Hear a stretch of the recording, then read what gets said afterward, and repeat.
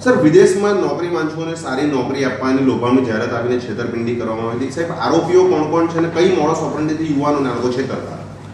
વડોદરા શહેર ટીમ પીસીબીએ કુલ 4 આરોપીની ધરપકડ કરેલ છે, જેમાં મુખ્ય સૂત્રધાર જે આરોપી જે છે તે મયુર અરવિંદભાઈ વાણંદ છે, જે સ્વામિનારાયણ નગર દાવડા કંજરી રોડ હાલોલમાં રહે છે. તે સિવાય દિનેશ ગુલાબસિંહ પટેલ અને કમલેશ રમેશભાઈ પરમાર નામનાઓ 2 મેનેજર છે અને સંજય નાથુભાઈ સલાટ નામનો એક ડ્રાઈવર છે. આ 4 વ્યક્તિની ધરપકડ કરેલ છે. આ કામે ફરિયાદી ભાવેશ રવિન્દ્રભાઈ નિકમ નાઓએ વડોદરા શહેર ટીમ પીસીબીને એક ઇનપુટ આપેલ હતું કે મયુર અરવિંદભાઈ વાણંદ નામનો ઈસમ જે છે તે એમની પાસેથી 15,000 રૂપિયા રોકડા લઈ ગયેલ છે અને વિદેશ મોકલવાના બહાને, મલેશિયા શોપિંગ મોલમાં નોકરી અપાવવાના બહાને તેણે આ પ્રકારની ઠગાઈ કરેલ છે અને એ મોકલતો નથી અને વાયદા કરતો રહે છે, જેથી એક સફળ ટ્રેપનું આયોજન કરેલું હતું. જે ટ્રેપ દરમિયાન 4 આરોપીઓને મેં સફળતાપૂર્વક ધરપકડ કરેલ છે, જેની વધુ તપાસ તજવીજમાં એણે 100થી વધુ માણસો સાથે આ પ્રકારની ચીટિંગ કરેલ હોવાનું કબૂલાત કરેલ છે.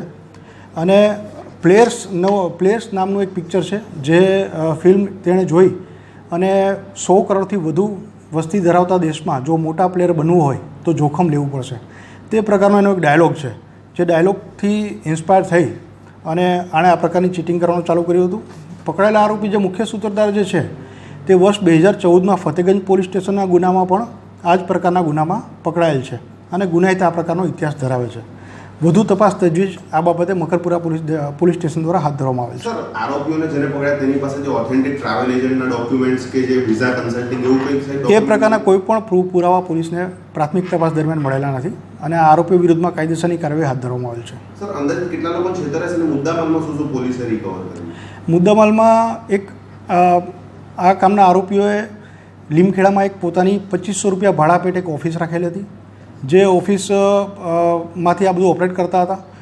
જે તે સમય સ્થળ ઉપરથી આપણે એમની પાસેથી 6 થી 7 અલગ અલગ રજિસ્ટરો છે, જેમાં અમુક નામાવલી છે કે જેમાં જે ભોગ બનનાર માણસોના નામને બધી હકીકતો છે તે રિકવર કરવામાં આવેલ છે. તે સિવાય એક પાવતી બુક એક છે કે એક પૈસા ભરેલાની પહોંચ છે, એ પહોંચ પણ એક પહોંચની એક આખી બુકલેટ પણ રિકવર કરવામાં આવેલ છે. અને એક તવેરા ગાડીમાં એ લોકો પોતાની ઇમ્પ્રેશન વધુ સારી બનાવવા માટે તવેરા ગાડી લઈને ફરતા હતા, જે તવેરા ગાડી ભાડેથી લીધેલ છે, જે તવેરા ગાડી પણ ગુનાના કામમાં ઉપયોગ થયેલ છે, જેથી તવેરા ગાડીને પણ કબજે લેવામાં આવેલ છે. કુલ 10,37,000નો મુદ્દામાલ પોલીસે આ ગુનાના કામે રિકવર કરેલ છે અને વધુ તપાસ મકરપુરા પોલીસ દ્વારા જારી છે.